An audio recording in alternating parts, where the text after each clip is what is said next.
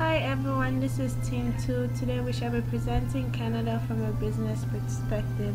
I am Chairman Olekama. With me I have Stephen Paramo and Jasmine Bear. First, a brief history about Canada. Canada was July 4, 1867, also known as Canada Day. Canada is the second largest country in the world and the world's largest country that borders only one country. Canada is located in North America. Canada has a land area of 3.855 million square miles compared to the US, which is 3.806 square miles back. The capital of Canada is Ottawa and its largest city is Toronto. Canada has a population of 35.54 million compared to the US, which has 318.8 million people. Population growth of 0.7%. English and French are the two official languages in Canada. Next, I'm going to describe the political system of Canada. Canada has three different types of government: the parliamentary democracy, a federation, and a constitutional monarchy. It has three. The federal government is divided into three. Canada is divided into 10 provinces and 3 territories. Overall, Canada is a political free country. Index of 1 and is ranked political stable country according to the World Governance Indicator from World Bank. It has an index of 1.06, while the US has an index of 0.6, stating that Canada is actually more politically stable than the US.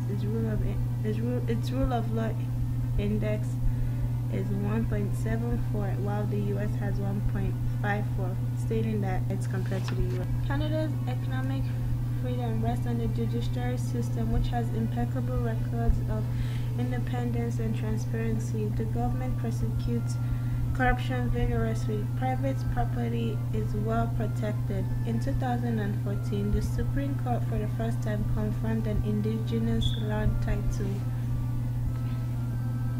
Enforcement of contract is very secure. Protection of intellectual property rights is consistent with world standards. According to Heritage Freedom on Economic Freedom, according to Heritage Foundation on Economic Freedom, Canada has a better freedom compared to most Western European countries, and it's slightly lower than the US. About 80% of those resources are exported, mainly to the US. According to Heritage Foundation, Canada has an economic freedom of 79.1 compared to the US, which is 76.2. Canada is also known as the sixth freest country compared to the US, which is the 12th.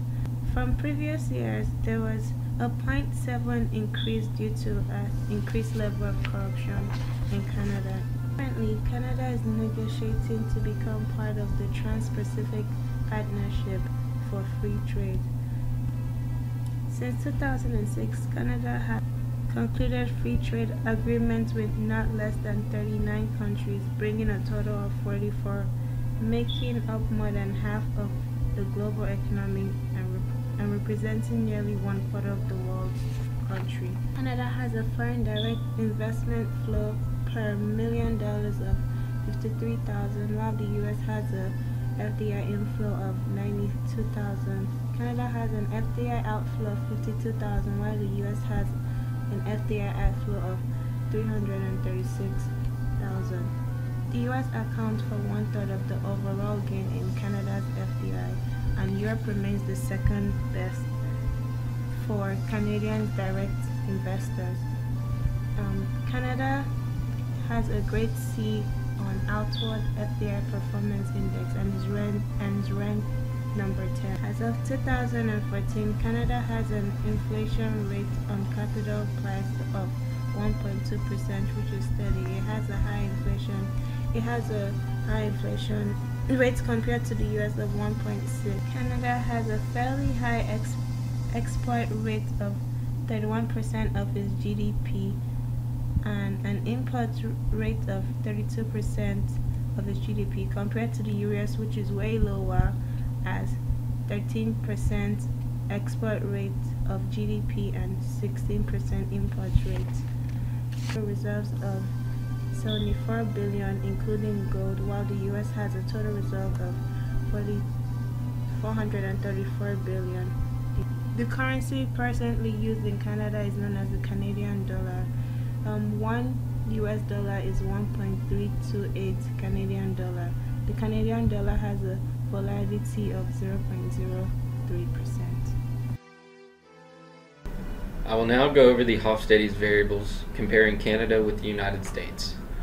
A score of 39 on this dimension, Canadian culture is marked by interdependence among its inhabitants, and there is value placed on egalitarianism. This is also reflected by the lack of overstatus and/or class distinctions in society. With respect to communication, Canadians value a straightforward exchange of information. And as you can see here, with the United States score of 40, the countries are very equal in this category. Canada scores 80 on this dimension, which is its highest dimension score, and can be characterized as an individualist culture, which, as you can see here, is very similar to its American neighbor, which translates into a loose-knit society in which the expectation is that people look after themselves and their immediate families. Similarly, in the business world, employees are expected to be self-reliant and display initiative. Also, within the exchange-based world of work, hiring and promotion decisions are based on merit or evidence of what one has done or can do. Canada scores 52 on this dimension and can be characterized as a moderately masculine society. While Canadians strive to attain high standards of performance in both work and play, the overall culture is more subdued with respect to achievement, success, and winning when compared to the US. Similarly, Canadians also tend to have a work-life balance and are likely to take time to enjoy personal pursuits, family gatherings, and life in general. This is not to say that Canadians are not hard workers.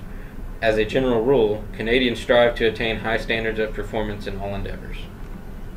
Here the Canadian score is 48, and Canadian culture is more uncertainty accepting. This is indicative of the easy acceptance of new ideas, innovative products, and a willingness to try something new or different, whether it pertains to technology, business practices, or consumer products. Canadians are also tolerant of ideas or opinions from anyone and allow the freedom of expression. At the same time, Canadian culture is not rules-oriented, and Canadians tend to be less emotionally expressive than culture scoring higher on this dimension.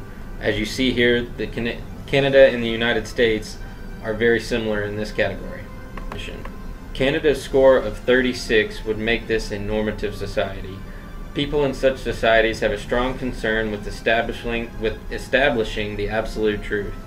They are normative in their thinking. They exhibit great respect for traditions, a relatively small propensity to save for the future, and a focus on achieving quick results. Indulgence is the extent to which people try to control their desires and impulses based on the way they were raised. Relatively weak control is called indulgence, and relatively strong control is called restraint. Cultures can, therefore, be described as indulgent or restrained. With a high score of 68, both Canada and the United States culture is classified as indulgent. People in these societies classified by a high score generally exhibit a willingness to release their impulses and desires with regard to enjoying life and having fun. They possess a positive attitude and have a tendency toward optimism. In addition, they place a higher degree of importance on leisure time, act as they please, and spend money as they wish. This being said, while all the descriptions above apply to Canadian culture overall, one will likely find subtle differences between Anglophone Canadians and Francophone Canadians, which is, Francophone Canadians would be the province of Quebec. Compared with their Anglophone counterparts, French Canadians can be more formal, hierarchical, moderately relationship-focused, and more emotionally expressive. Therefore, if a multinationalist organization planned on moving into Quebec, it would have to do much further analysis to get more accurate results for this specific region. Now on to research and development. Expenditures for research and development are current and capital expenditures, both public and private, on creative work undertaken systematically to increase knowledge, including knowledge of humanity, culture, and society, and the use of knowledge for new applications. R&D covers basic research, applied research, and experimental development. As you can see, from 2006 to 2012, Canada had a slight decline in research and development expenditures as a percent of GDP compared to the United States, who had a slight increase over the same time period. And here you have a look at the amount of researchers in R&D per million people. Although both the United States and Canada had their ups and downs regarding the sheer number of researchers, Canada still has approximately 500 more researchers per 1 million people. Now we will talk about corruption. Here you see that Canada is ranked 10th out of 178 countries in the Corruption Perceptions Index as of 2014, meaning that there is very little corruption throughout Canada. With 100 being very clean and 1 having a very high amount of corruption, Canada scored an 81, while the United States scored a 74 and Mexico scored a 35. Therefore, Canada is the least corrupt of the NAFTA member nations. Now a little about religion. Canada has 2 main religious groups, Catholic and Protestant. Here in these 2 tables on both Canada and also the USA. In Canada's table, it describes how Canada has grown and is still growing with the increasing of each growth in each category, because it has caused overall score and ranking to increase as well. For example, health, impacts, air quality, water, and energy shows an increasing number when it comes to scores overall in Canada's chart. Also, the rankings have included as well.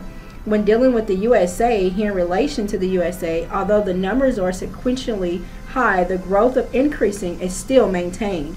And the same with the legal systems, both Canada and the USA are somewhat similar when comparing these 2 charts together. Interests of society must always be balanced against the interests of individuals to see if limits on individual rights can be justified. With Canada's chart, with this being said, the Canadian justice system is described to be unique in the world. It has 2 official languages, although the USA only has 1 language, which is the English language. This official languages happens to be English and French, in addition to 2 legal traditions which happens to be both common law and civil law that coexist within their own system of justice. As Canadians are all responsible for understanding their own rights and freedoms and their own duties as members of society. However, in the USA, we compare each individual as their own. When dealing with Canadians, they compare each individual as a whole. Courts resolve disputes, and in doing so, they interpret and establish the law for all Canadians. Although the rights are similar, the rights and freedoms in Canada revolves around the Constitution. However, as well as the federal, provincial, and territorial laws to protect human rights and fundamental freedoms. Dealing with the Canadian Human Rights Act, but that was which passed in 1977. Some laws protect a broader range of rights and freedoms, which you can describe in these charts as well. These laws can be replaced or changed, which means their protection can be limited. It was only with Canadian Charter of Rights and Freedoms with dealing with this chart that human rights in Canada were protected in written constitution. Art describes a SWOT analysis for strengths of Canada, which is the internal, which is basically they have highly intelligent workforces, as well as the government supports of growth and testing incentives, which does not relate with USA alone itself. It also states that public and private sector partnerships, goal of the government to make Canada the most connected nation in the world. Next is the actual weaknesses that describes everything that happens within the Canadian area itself. The US internet web sites taking money from Canada's economy. This hurts Canada in most areas. Next is external, which is the opportunities and the threats along itself. Now, however, there are many. One opportunity that really stood out is Canada has a thriving and vibrant economy with room for growth and opportunities. This means that there's still room to grow within the Canadian country itself. However, with external threats, there have been quite many threats within the Canadian area due to the terrorists comes in and tries to do things under the table within going through the legal system alone that Canada has states as an increased threat to Canadian troops.